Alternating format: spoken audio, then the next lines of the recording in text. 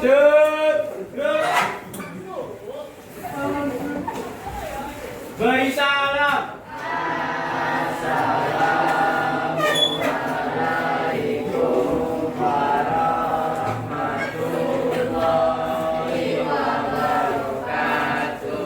Waalaikumsalam warahmatullahi wabarakatuh.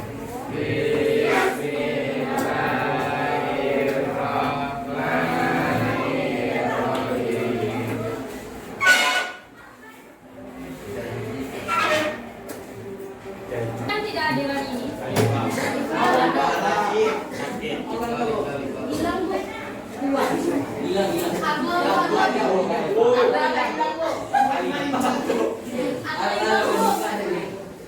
Gimana kabarnya hari ini? Sehat? Sehat, Bu.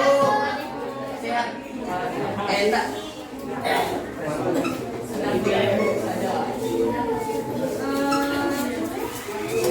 Baik, sebelum kita masuk ke pembelajaran baru hari ini, ada yang masih ingat kemarin kita belajar tentang apa? Ya, penelahan struktur teks tambahan. Strukturnya apa saja? Ya,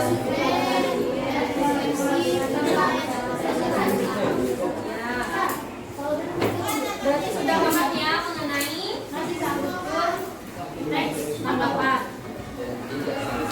Hari ini kita masuk ke materi baru, yaitu ciri kebahasaan teks tanggapan.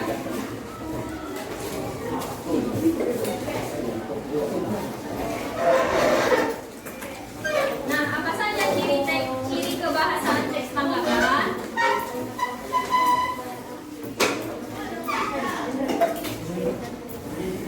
Ya. Nah, Ibu akan menjelaskan mengenai ciri kebahasaan teks tanggapan ini. Yang pertama ada kalimat kompleks. Nah, kalimat kompleks ini siapa yang bisa baca? Ada yang mau baca? Ada yang mau baca? Kalimat kompleks. Kalimat kompleks adalah kalimat yang memiliki lebih dari dua struktur dan klausa atau verba. Biasanya kalimat kompleks juga terdiri dari kalimat utama atau inti kalimat dan anak kalimat. Fungsi anak kalimat sebagai pelengkap kalimat sehingga saling berhubungan. Ciri kalimat kompleks yaitu struktur kalimatnya dipisahkan dengan kata penghubung atau konjungsi dan tanda koma. Selain itu, jenis kalimat ini memiliki dua subjek dan dua predikat dalam satu kalimat. Kalimat kompleks pada teks tanggapan biasanya memiliki dua struktur dan dua kata kerja atau verba yang mana biasa digunakan untuk menjelaskan informasi atau tanggapan yang ingin disampaikan oleh penulis. Jadi, kalimat kompleks ini kalimat yang memiliki lebih dari dua struktur dan klausa atau verba. Nah, di sini biasanya dia terdapat terdiri dari kalimat utama atau dinamakan dengan induk kalimat dan anak kalimat. Kemudian fungsi anak kalimat ini hanya sebagai pelengkap dari induk kalimat ini. Kemudian ciri kalimat dari kalimat kompleks ini, strukturnya itu biasanya dipisahkan dengan kata penghubung, tanda koma biasanya. Kemudian jenis kalimat ini memiliki dua subjek dan dua predikat dalam satu kalimat itu.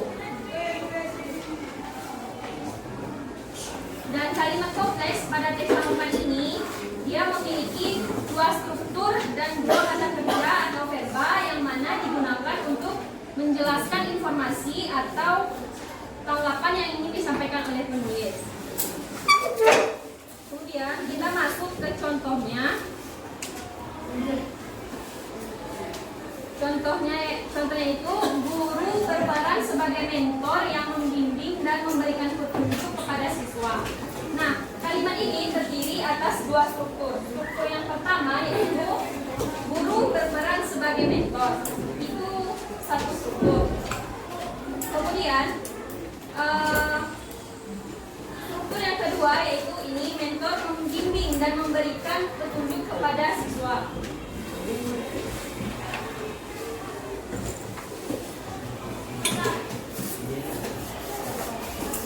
Yang ini ada yang mau ditanyakan?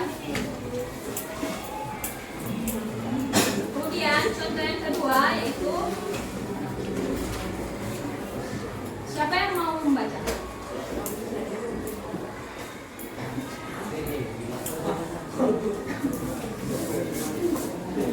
Ambil ya.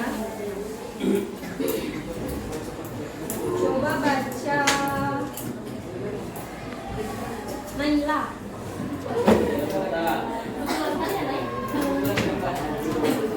Contohnya, juri debat setuju dengan pernyataan tim debat A terkait mosi yang dijelaskan, tetapi tim debat B menentang karena mereka merasa pernyataan tersebut kurang tepat.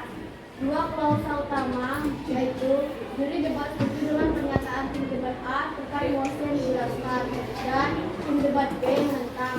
Sedangkan anak kalimatnya yaitu karena mereka merasa pernyataan tersebut kurang tepat. Nah, di sini dijelaskan bahwa dua klausa utama ini yaitu juri debat setuju dengan pernyataan tim debat A terkait mosi yang dijelaskan, dan juga tim B ini menentang karena menentang. Nah, itu merupakan klausa utamanya atau disebut dengan induk kalimat.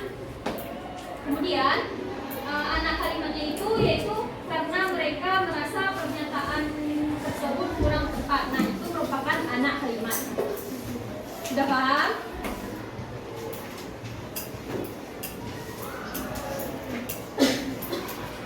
Kemudian ini contoh yang ketiga. Kue pukis adalah makanan ringan tradisional dari Indonesia dan aku suka sekali membelinya karena rasanya sangat enak. Nah, ini terdiri dari dua struktur. Strukturnya yang pertama, kue pukis adalah makanan ringan tradisional dari Indonesia. Nah, itu merupakan struktur yang pertama. Lalu tadi di kalimat kompleks ini kan dihubungkan menggunakan kata hubung. Kata hubungnya itu ada dan. Kemudian struktur yang keduanya yaitu aku suka sekali membelinya karena rasanya sangat enak. Itu merupakan struktur yang kedua. Sudah paham mengenai kalimat kompleks tadi? Atau ada yang ingin ditanyakan? Sudah ya. Kemudian kaidah kebahasaan yang kedua ada namanya kalimat aktif. Nah, kalimat aktif ini merupakan kalimat yang subjeknya aktif melakukan kegiatan atau aktivitas, di mana kalimat aktif ini berfungsi untuk memberikan penjelasan mengenai aktivitas yang dilakukan oleh seseorang, baik itu yang sedang dilakukan atau yang telah dilakukan. Ciri-ciri kalimat aktif ini biasanya dia seringkali menggunakan kata imbuhan seperti ber, me, dan lain-lain. Contoh kata yang melakukan aktivitas ber, contohnya bisa apa? Main, ya. Apa lagi? Bisa.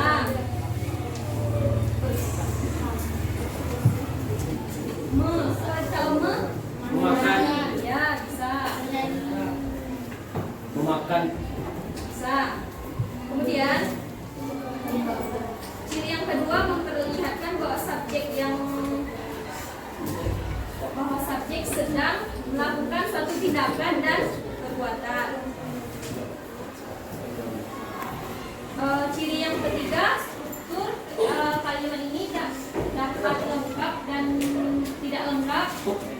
Struktur kalimat lengkap ini seperti dia lengkap, ada subjeknya, ada predikatnya, ada objek dan seterusnya.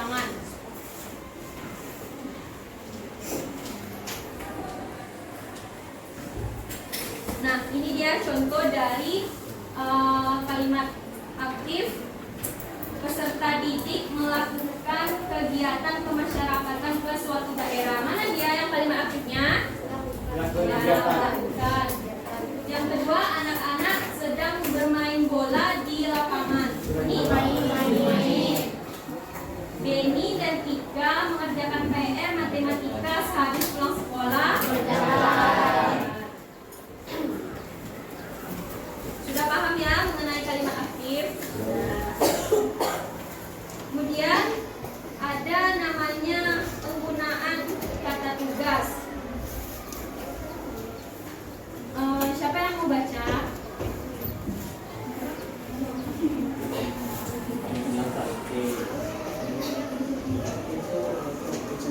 Natania?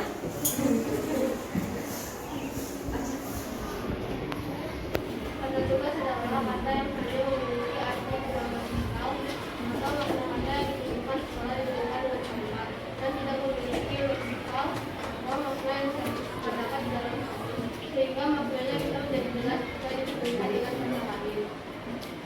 Kata tugas meliputi penggunaan preposisi atau kata konjungsi atau kata berhubung, kata sandang dan kata. Jadi kata tugas ini kata yang hanya memiliki arti gramatikal, berarti makna kata yang ditimbulkan setelah ia dihubungkan dengan kalimat. Misalnya ini bisa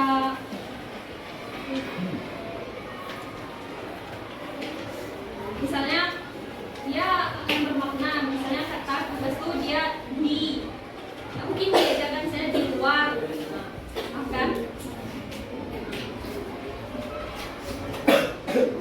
Jadi kata tugas ini dia meliputi ada empat ya.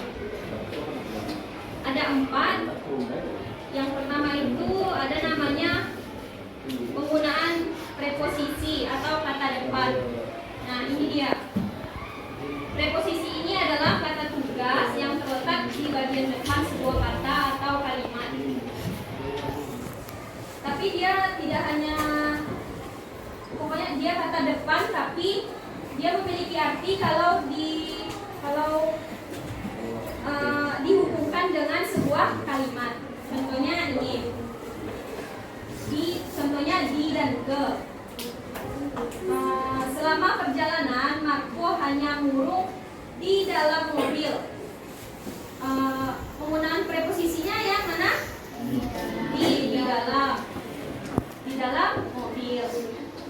Kemudian yang kedua itu Pak Tony membawa putrinya ke puskesmas dengan segera setelah ia terjatuh dari sepeda. Itu yang mana preposisinya? Puskesmas. Sudah paham penggunaan preposisi? Kemudian berikutnya ada penggunaan konjungsi atau kata hubung.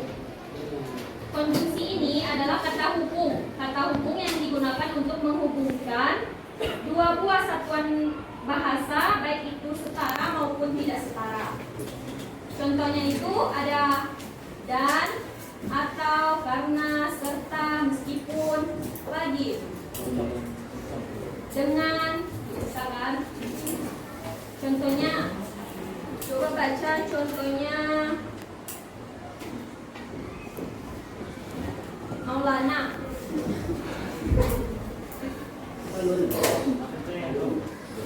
Maulana yang mana? Silakan suaranya ya. Adalah hubungan yang digunakan untuk Yang ini contohnya. contohnya dan atau karena sedang meskipun satu bapak dan ibu berencana datang menjenguk ibu yang sedang sakit. Ya, Bu. Ini kan contohnya, berarti mana kata hubungnya?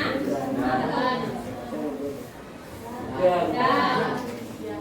Ya, betul. Kemudian Nabil yang mana?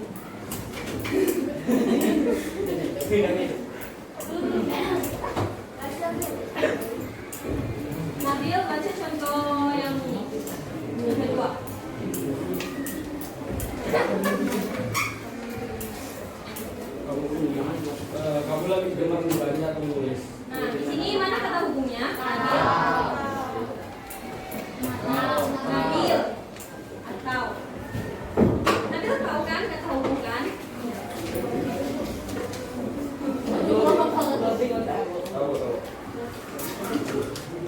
contoh yang ketiga, Gilang. Baca Gilang.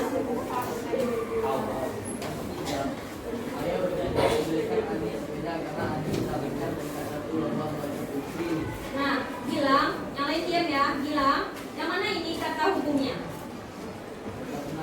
Ya. Berarti sudah paham ya mengenai kata hubung.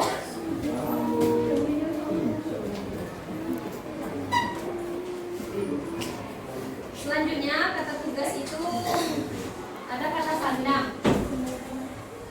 Kata sandang ini adalah kata yang tidak memiliki arti, di mana dia hanya menjelaskan nomina atau kata benda yang merupakan penjelas dari kata yang di depannya. Contohnya itu si, sang, para, gaul, umat. Ini bisa dibacakan sebenarnya.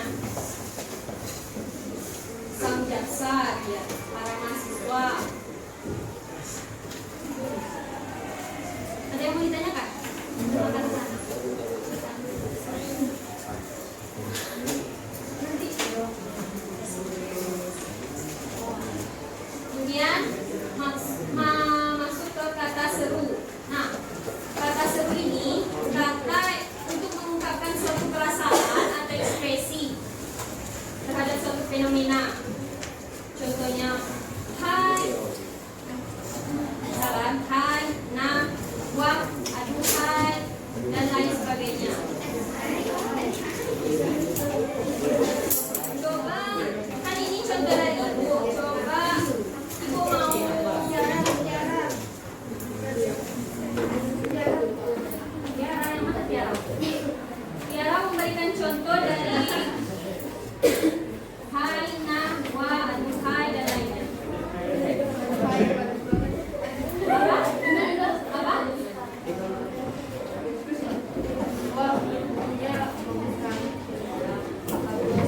Contoh dari kata seru. Dengarkan yang disampaikan Tiara. Kaidah kebahasaan yang ketiga itu ada namanya kalimat ibu mau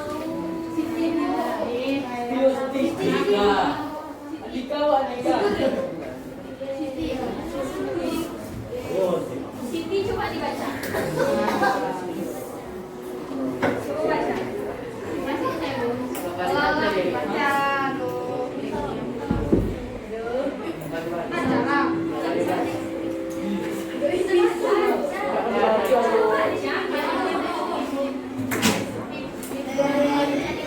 Diam, diam.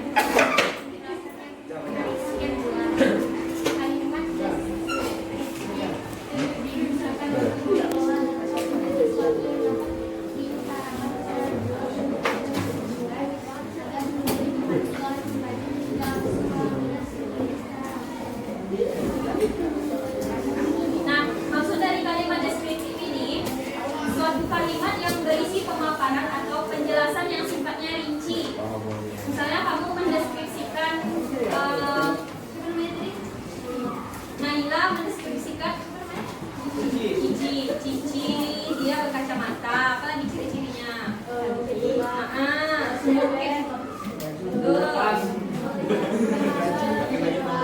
Marah. Ini contohnya ya.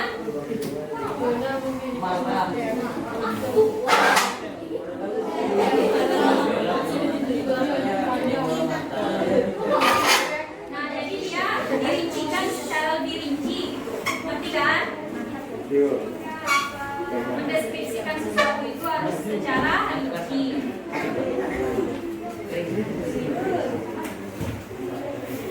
Kaidah yang kebahasaan yang terakhir itu ada namanya penggunaan istilah.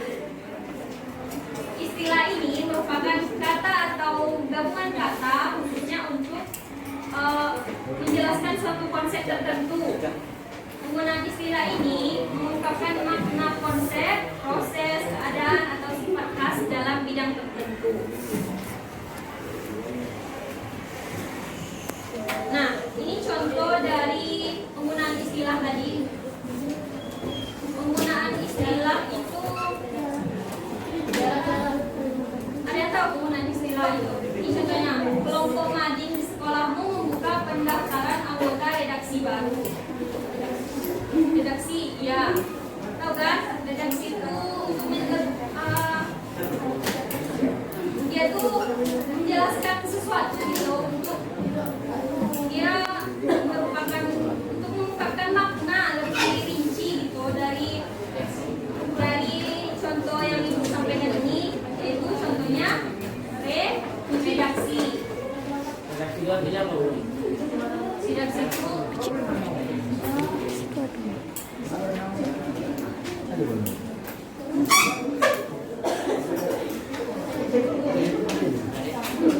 ya. Nah, ini dia. Redaksi itu adalah badan kan. Nah, kan tadi ibu menjelaskan kelompok mading di sekolahmu membuka pendaftaran anggota redaksi baru. Nah, kata yang mengandung istilah redaksi, kata yang mengandung istilah itu adalah redaksi. Nah, redaksi itu adalah badan pada persurat kabaran yang memilih dan menyusun tulisan yang akan dimasukkan ke dalam surat kabar dan sebagainya.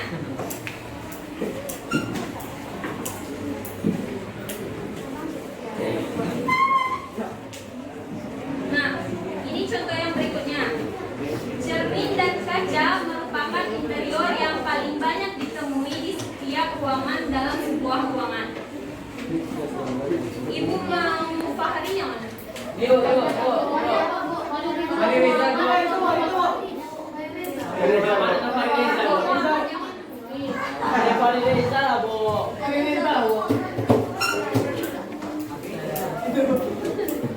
Paling mahal lah. Penggunaan kata istilahnya yang mana? Penggunaan istilah.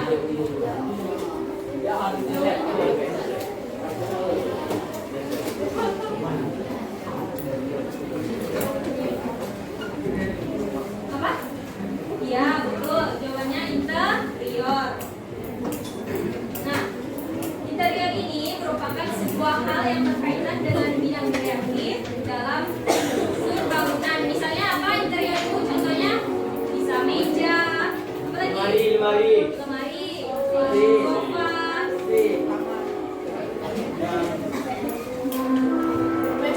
Ya, dan lain sebagainya. Nah, itulah ada 5 kaidah kebahasaan dalam kebahasaan teks tanggapan. Ada yang mau ditanyakan dari 5 yang sudah Ibu jelaskan? Tidak. Sudah paham berarti? Sudah. Ini mau dicatat?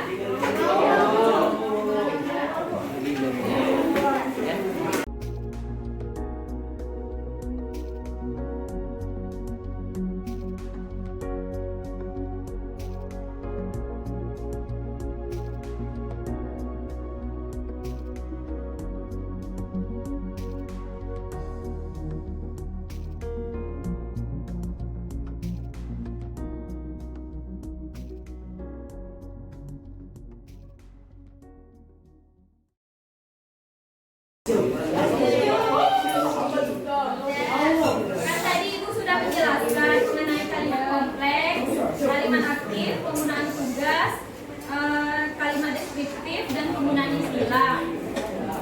Terus, kalian kan semua sudah paham. Sekarang Ibu kalian mau mengerjakan aktivitas 6, halaman 164 di buku paket. Itu dikerjakan itu menentukan kalimat kompleks dari teks Foxfire, metode mengajar yang mengasihkan, menyenangkan, dan menghasilkan.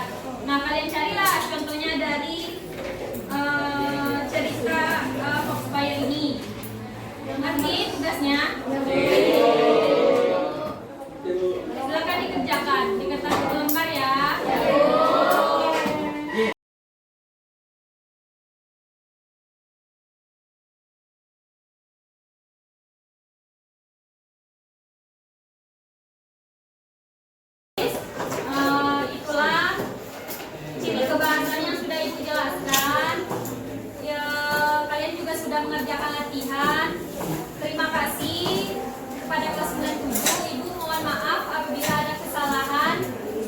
kekurangan. Sekian, ketua kelas boleh disiapkan. Siap, siap. Beri salam.